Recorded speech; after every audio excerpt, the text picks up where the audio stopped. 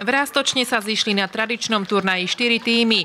Domáci FK Hajskala Roztočno, tým Gevisu, tým All Stars a z nemeckého Wirleschwengu pricestovali dlhoroční partneri, aby sa po 2 rokoch opäť stretli, tentoraz v Roztočne. Tento turnaj sa ako keby organizuje pravidelne každý druhý rok, keď buď my chodíme do Nemecka, alebo prídu Nemci z Wirleschwengu sem k nám.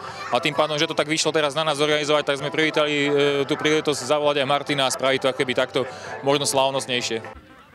A slávnostnú atmosféru doplnili aj ďalšie mená, ktoré sa v súpiskách objavili. Niekoľko sto divákov videlo v All Stars týme bratrancov Škrteľovcov, Martina a Romana a mnoho ich spoluhráčov z minulosti.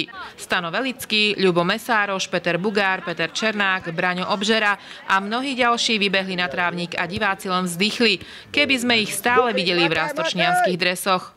V prvom zápase, tvrdšom ako sa na priateľský zápas patrí, vyhrali Gevisáci nad domácimi tesne 2-1. Druhý zápas bol jednoznačný. All Stars prevalcoval nemecký tím vysoko 11-1.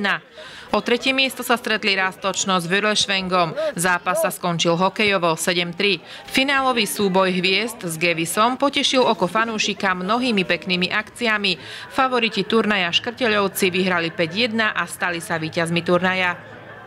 Martin Škrteľ, reprezentačný kapitán, podobné akcie absolvuje počas roka často.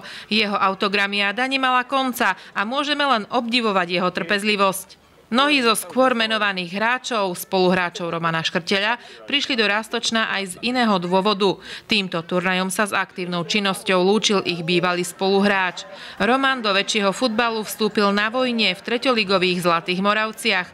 Nasledovala Prievidza a Slovan Bratislava. Pre zdravotné problémy musel s vrcholovým futbalom skončiť. Po novákoch hral doma v Roztočne až doteraz. Si myslím, že prišiel ten čas, keď si treba uvedomiť, že zdravie je len jedno, vek nezastavíme a tým pádom určite sa nelúčim s klubom, ale lúčim sa s aktívnou činnosťou fotbalistu. Mám svoje roky, mám niečo za sebou. Pred 10 rokmi som si aj neuvedomil, že ešte niečo takéto si môžem zahrať. Mal som veľké problémy s pravým kolonom, takže som vďačný a teším sa na ďalšiu spoluprácu s týmto klubom.